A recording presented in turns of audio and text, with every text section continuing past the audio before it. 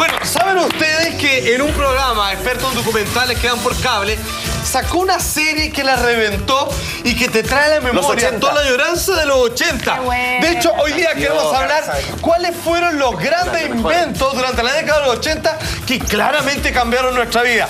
Y quiero partir con uno que la primera vez que llegué a tener... ¡Ay, no tenía! Un personal estéreo, compadre. Bueno, absolutamente, donde tú colocabas el cassette y podías llevar la música contigo. Ese fue el mejor regalo de Navidad en un año. Pero un año. De hecho, cuando uno le compraban eso, bueno, olvídate del regalo de Pascua, el regalo de cumpleaños, porque era carísimo. Pues bien, la creación fue de Sony. Atención, ojo, oficialmente fue de Sony porque después tuvo que darle gran cantidad de dinero a un inventor brasileño, alemán, que se descubrió que realmente fue el inventor él y le pagó una cantidad de cifra que nunca ha sido clasificada. Cuando se hizo el 21 de junio del año 79 en Japón y finalmente llegó como el que tiene Gonzalo en su mano a todo el mundo. No había persona en el planeta Tierra que no tuviera acceso. Exacto, un personal estéreo. Y los primeros eran los Walkman, que eran de acero, ¿te acordáis? Pesaditos. Sí. Y se escuchaban maravillosos. Y los audífonos eran horribles. Exacto, eran como muy de esponja nomás. Y las pilas se gastaban rápidamente. Y les pegaba y para que funcionaran de Hola, mordía. Mira, por favor, si podemos ir a la gráfica. El personal estéreo, amigos míos, fue creado el 21 de junio del año 79. El Walkman permitió obtener la calidad de sonido similar a de un equipo casero, que eran mejores que los que hay ahora, y esto le dio el primer golpe al disco de vinilo, ya que entonces, junto con el personal, el cassette era más fácil de reproducir y claramente más barato. Pero cuando se le salía la cinta o se te rayaba, era y se daba o lo pegáis con cútex. Sí. No, y cuando cortáis, colocáis con esmalte de uña. Los mayores decían que eso te podía dejar sordo. Bueno, ¡y nada que ver! De hecho, provocaba problemas auditivos. Había un límite de, digamos, de volumen para escucharlo. Sí, a mi mamá se van a quedar sorda. Y los primeros, los Walkman, el original, tenía diferenciación de volumen para cada, digamos, lado, digamos, que ecualizadores. Parte de ese mito, ¿te acordás que era la época del breakdance? Entonces, si bailabas breakdance te quedabas estéreo. Entonces, sordo y estéreo. Absolutamente. Parte, digamos, de ese documental tenemos cómo fue confeccionado el Walkman. Es obviamente la pieza más preciada durante los años 80 en términos de música personal. Mira. A finales de los 70, la mayoría de la gente solo podía escuchar su selección de música en casa o en cassettes en un auto. Nunca había habido nada igual. La idea de sacar la música fuera del hogar y escucharla en privado en un lugar público fue totalmente nuevo. La portabilidad de los cassettes había impulsado una nueva manera de escuchar música donde quiera que uno fuera. Podías llevarla contigo y ponerla en el bolsillo y salir a correr, ir al gimnasio o ir al trabajo o estar en tu casa rodante. El Walkman fue la creación de los magos técnicos de Sony en Japón, donde el boom de consumidores electrónicos había transformado la fama de la nación durante los años 70. Créelo o no, había una época cuando algo hecho en Japón se consideraba basura. Sony fue la primera compañía japonesa en adquirir prestigio. Era el Apple de su época. La leyenda cuenta que en los años 70 el cofundador de Sony, Akio Morita, se frustró por no poder escuchar óperas en sus largos vuelos hacia Estados Unidos. Akio Morita es considerado el padre del Walkman. Pensé que si se pudiera escuchar un buen estéreo mientras la gente sale a caminar, sería una buena idea. Porque descubrí que los jóvenes no pueden vivir sin música. Total, bueno, la raja, el verdadero original. Oye, de hecho, como decíamos, las pilas se le iban tan rápido que uno, para cuidar, sacaba el cassette y lo rebobinaba así para no gastar pila, ¿cachai? Y después, digamos, te musicalizaba la vida, tú podías transportarte en esos viajes y te cambiabas de estado. En la micro iba siempre con el personal. Y los personal siempre estaban para la cagada, me acuerdo. Yo lo guardaba en la mochila del colegio como que para el cumpleaños, para la Pascua te llegaba. Y le compraba muchos, digamos, audífonos, digamos, él le compraba unos cototos. ¿Te acordás de esos gorditos que día están en estilo, no? Sin embargo, cuando también en los 80 se dio un giro a la tecnología en términos de formato y envase, fue cuando apareció esto. El Compact Disc. Obviamente, fecha También Philips y Sony, ahí está. Soporte digital óptico. Esto fue creado en junio del año 80, utilizado para almacenamiento de audio, imágenes, videos, documentos y otros datos. Y hay un Discman. Que ahora está por desaparecer. Sí, claro. Pronto Mac lo quiere matar. Por supuesto. Otras empresas quieren matar esto, señores. Ya vienen sin ranuras para meter CD. Mira, así como desaparecieron los disquetes, desaparecieron todo esto. Todo es por disco duro USB. Bueno, ustedes saben, porque cuando esto se creó era una maravilla, era precioso, era elegante, weón, era zen, toda la cuestión. Era también para los radares de los carabineros. Exacto, no, era el adorno. Bueno, se decía quiero romper, le llaman algunos datos. Pero ustedes saben que la duración de un CD, que son 740 megas, hubo una gran disputa y decían, ¿cuánto dura esto? ¿Cuánta música acaba acá? Y nadie se ponía de acuerdo. ¿Saben por qué los CD tienen un formato de duración de 740 megas? ¿Por qué? Es porque es lo que dura justo la Quinta Sinfonía de Beethoven. Dijeron, ¿cuánto dura? ¿Cómo metemos la Quinta Sinfonía acá? Metámosla, ya, eso es lo que va a durar un CD para siempre. Y los que alcanza a caber ahí, bien hecho. si es que no, 2 CD. Bien así hecho. fue inventado el CD, que claramente fue uno de los grandes inventos de los 80 que nos cambió nuestra forma de vivir. Cuando el CD fue lanzado en 1982, la noticia había entusiasmado a todos con las posibilidades de esta nueva forma de grabar. El CD tiene un solo lado, mide 12 centímetros de diámetro y es un séptimo del tamaño de un LP normal. Es como un cassette chato.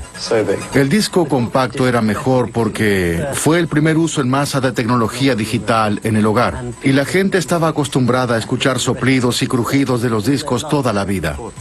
Además de su nitidez de audio, el disco compacto, se rumoraba, era indestructible, a diferencia del disco de vinil. La frustración del vinilo era que tenías que cuidarlo mucho, y en especial si eras joven, dejabas los discos por allí, se rayaban y luego no podías reproducirlos. Yo trabajaba para el programa de la BBC Desayuno en TV. Hice la prueba de pasarle mermelada y luego mostraba que si lo limpiabas con un trapo, todavía se podía escuchar el disco. ¿Listo? Veamos cómo suena.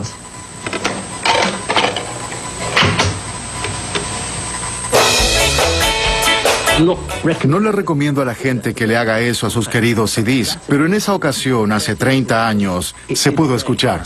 Durará para siempre, no como los cassettes, era una mentira. Sí, duraba para siempre hasta la única vez que no lo guardaste en el estuche. Exactamente, de hecho hay gente que lo guardaba porque tú cuando escuchaba en el auto y lo colocaba en el parabrisas ahí como a la vista y paciencia de todo, el calor y queda derretido entero. Yo lo guardaba para siempre en su cajita. En el congelador del refrigerador cuando estaban rayados. Ojo, eso es verdad. Oye, cuando pero yo empezaban a cagar, perdón, cosas. eso mismo, tú lo metes en el para freezer, música. Sí, pues. Y obviamente y se aprieta y vuelve a funcionar súper bien. Ponte tú en el auto, yo tengo solamente para escuchar. Lo que tú dices es correcto. Tú sigues pero ya hay pendrive, y tú también vas a ir puedes ir a una disquería también de comprar un disco, pero los fabricantes de computadores no están haciendo las ranuras para los discos. O lo sacas de un pendrive o un disco USB o un disco portátil. Fue los últimos días del claramente, sí. Ahora fue el negocio del siglo. Tú sabes que en 10 años vendió 200.000 millones de versiones en discos para música, para grabación. 200.000 millones de unidades de compact disc. Pero finalmente está desapareciendo. Ahora tienes, María José. Ahora, espérate. Sí. ¿Qué tienes? Raikkonen.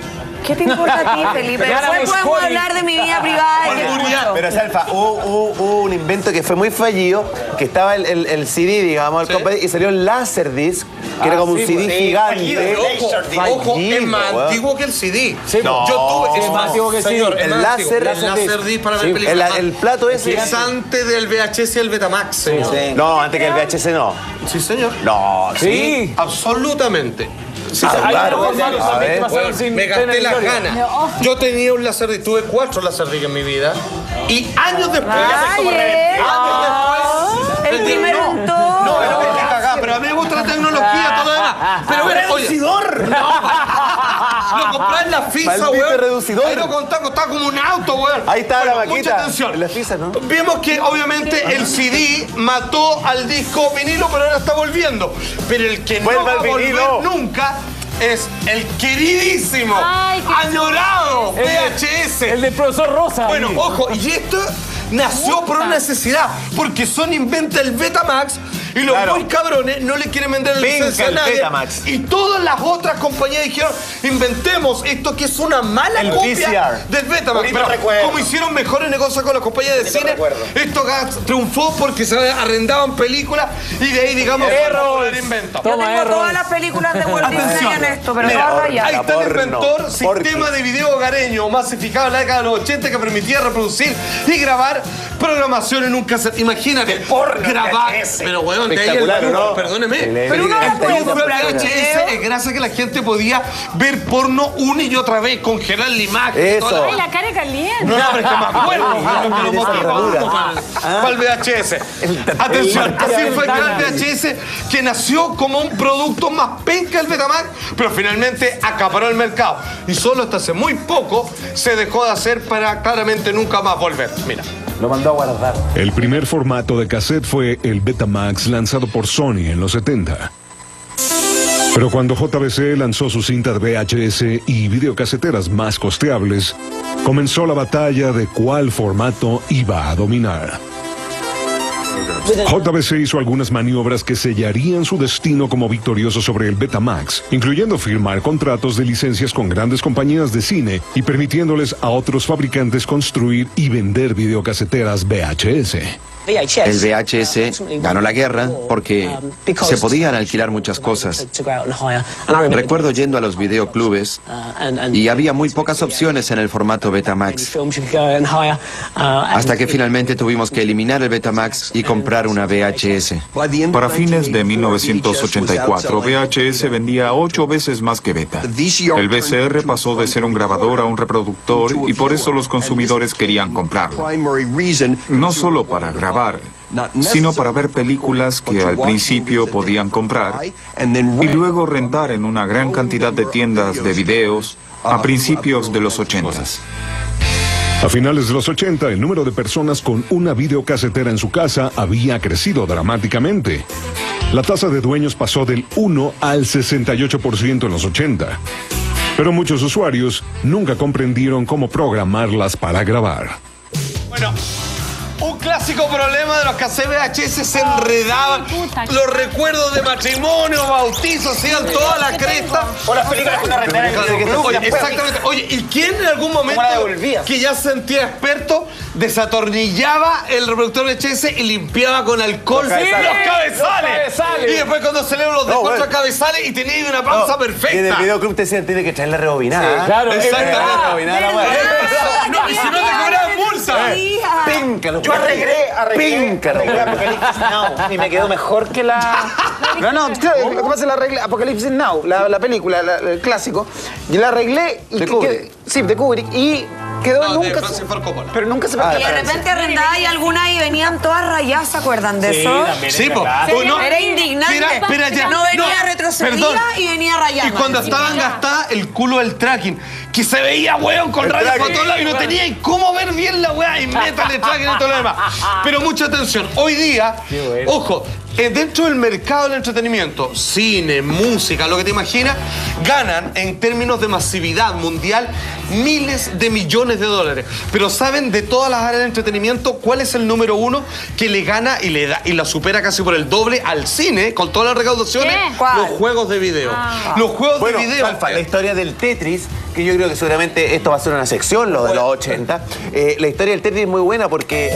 ¿Cuántas horas de trabajo se perdieron? Porque lo inventó un ruso, lo fue a comprar un americano y la fabricación del Tetris, del Game Boy, lo hicieron los japoneses. Entonces era una globalización, un forramiento total. No pasa de y todos jugaban Tetris en el Game Boy. Exacto, bueno, ¿qué es lo que pasa? ¿Dónde partió todo el fenómeno? Y ahora están acá. Exacto, porque los juegos de video partieron de una forma muy simple, con un Pong, Space Invaders, ¿cierto? Sí. Que era un alternativo a los flippers, porque ahí es donde colocar. Ay, me encanta. Las niñas no jugaban, las niñas no les gustaba, hasta que sale Pac-Man, 21 de mayo del año 1980.